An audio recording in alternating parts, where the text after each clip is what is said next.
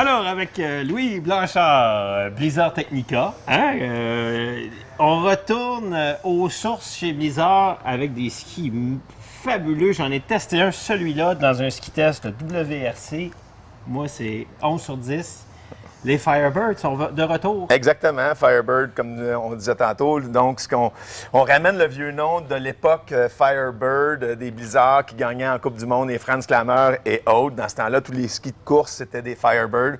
On ramène un vieux nom avec plein de nouvelles technologies pour... Puis dans ce temps-là, ils étaient orange aussi. Oui, il y en avait qui étaient orange avec un damier, là, si tu te souviens, noir. Là, on parle d'il y a longtemps. Toi, tu as 2-3 ans de plus que moi, par exemple. Hein?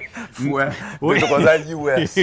Non. Moi, non, je suis rendu à 51. Les Firebird, donc, on aura des vrais skis. Moi, on va les appeler, lui, le WRC, un grand carver. Exactement. Les gens qui aiment faire du moyen rayon, ou moi, ce que j'aime dire, qui ne complètent pas nécessairement la boucle. C'est pas des C qui font ça à la côte, c'est des S. Puis ils veulent que ça tienne, ils veulent que ça performe. Il va y avoir du kick à la fin de virage. Ils vont être ravis par le WRC. Rayon? Rayon, ça dépend de la longueur. Ouais, là, OK. Mais tu vois, dans la longueur que tu tiens, un 180, c'est un 18 mètres et demi. Fait que tu peux bien serrer à haute vitesse, comme tu sais, tu le plies bien. Tu vas le tourner 16 mètres là, sans problème. Là. Par contre, j'assurais une chose, si vous prenez ça, soyez sûr que vous avez les bottes de la bonne force pour votre poids, parce que là, le mariage des deux va être vraiment idéal pour avoir un rebond en même temps que le rebond du ski. Exactement. Super important, le mariage des deux. Déclinaison de tous ces skis-là, la série Firebird, après plus grand public. Exactement. Donc, le modèle compétition va être celui, honnêtement, qu'on risque de vendre le plus parce qu'il est appelé à servir plus de monde. Bon skieur, qui aime aller vite, mais qui ne veut pas nécessairement avoir le kick d'enfer à la fin de virage, qui veut être capable de gérer le rebond du ski, gérer l'intensité.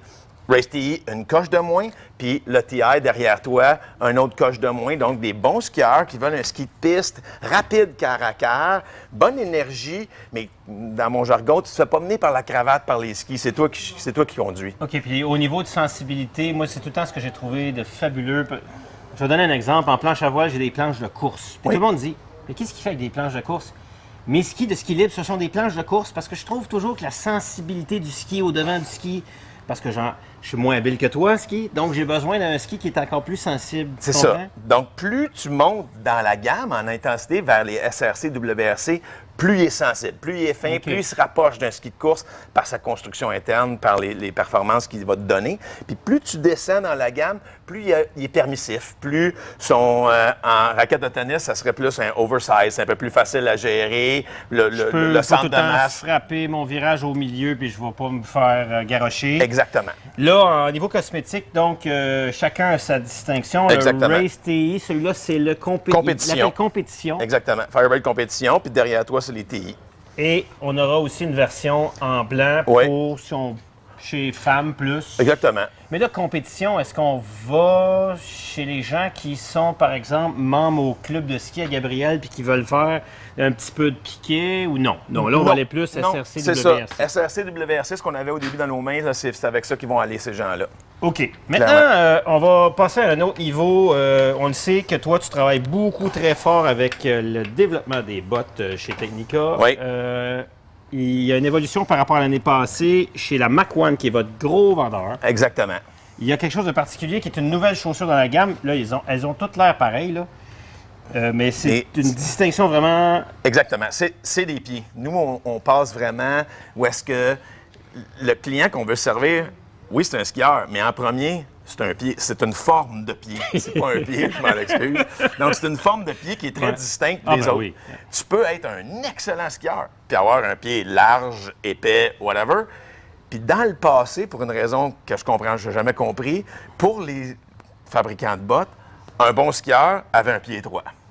Ouais. C'était ça. Ouais. Mais c'est pas ça. Toi, je te regarde, tu n'avais pas le pied étroit. Non, Moi, ça non. prenait énormément d'ouvrage. Oui. Donc, l'année dernière, on avait la LV, OK. on avait la MV, et pour cette année, on ajoute maintenant la HV. Donc, pour les skieurs costauds, qui ont un bon pied, mais performants, qui s'attendent à une performance de la botte, la même performance que les autres bottes, mais juste avec un peu plus Et de là, volume. on va juste peut-être expliquer low volume, mid volume et high volume. Exactement. Et là, est-ce qu'on parle de juste en largeur Non. ou on parle volume, donc en hauteur Bravo, t'as compris. Donc, chez nous, on parle pas seulement d'une largeur, on parle d'un volume. Donc, quand un volume change d'une botte à l'autre, je parle, oui, de la largeur en avant, je parle de la hauteur du coup de pied, je parle même de la largeur alentour de l'emprise du talon, un peu le tube de la jambe. OK.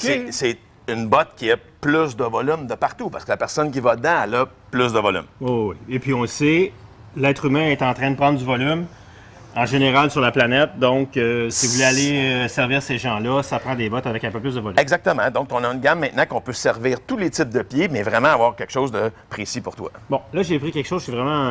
mon cerveau n'a pas compris. Vous savez, quand on prend un sac, on ne sait pas qu'est-ce qu'il y a dedans, on se prépare à le vélo, puis c'est des plumes. Là. Oups!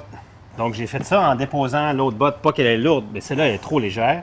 C'est la nouvelle Zero Gravity Tour. Donc, un tout nouveau châssis, construction chez la botte de touring qui vient compléter, là, on a encore Cochise, Oui.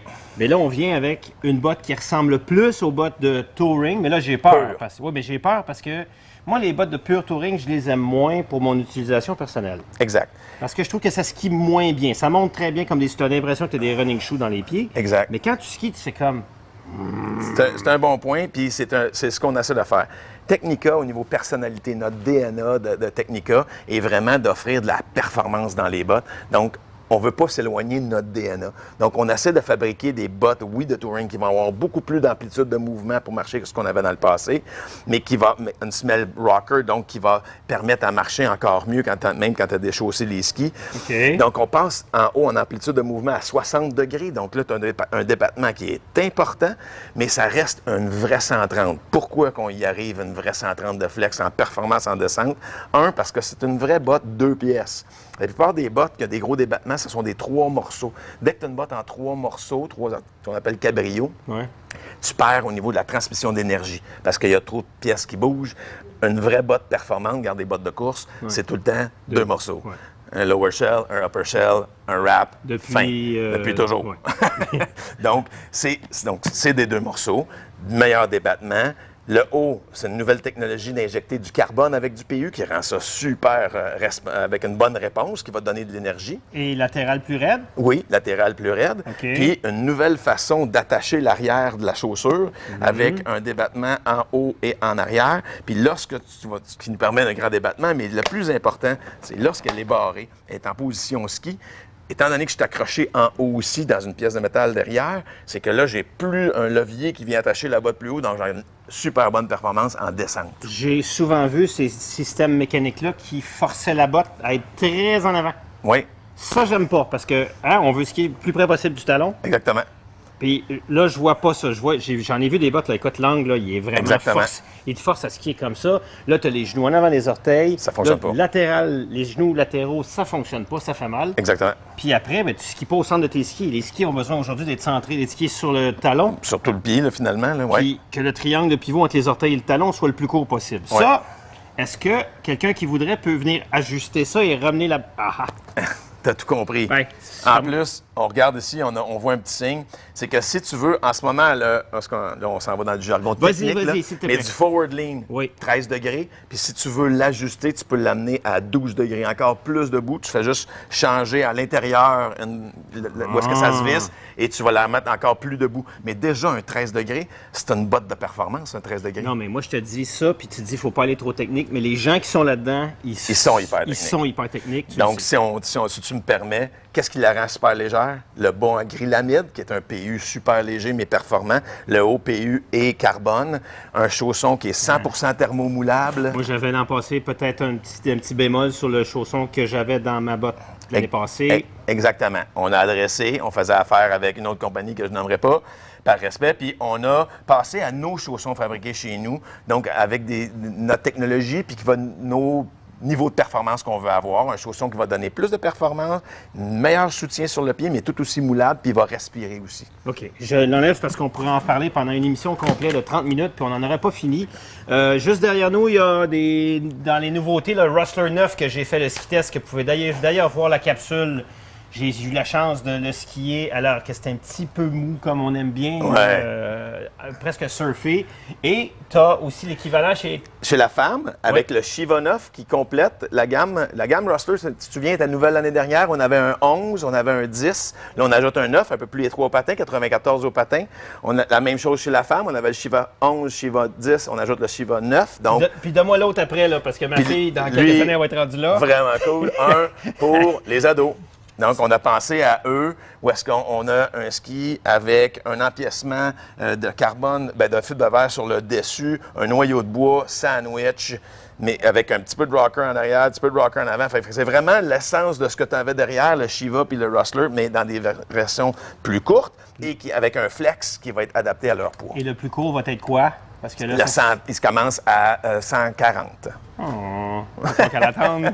Parce qu'elle a déjà ses pots. Quand on n'a pas tenté un système, puis elle a déjà ses pots. Louis, c'est le fun de partager avec toi. Oui, toujours un plaisir. Un plaisir de skier. Tout ça, Bonne saison à tous. Disponible chez Ski Town.